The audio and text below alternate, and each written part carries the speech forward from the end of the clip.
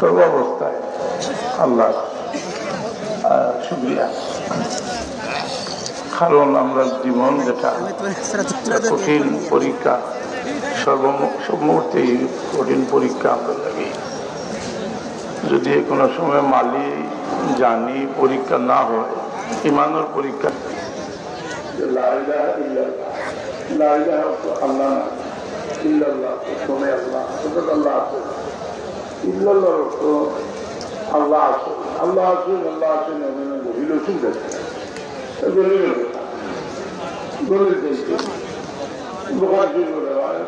কিছু মানুষ আমরা পুজোর সজরা করি। যেমন আগে আমি বললাম পূর্ব মন্ডল আগে সম্ভবত 90 বা 100 বছর আগে, 90 বছর আগে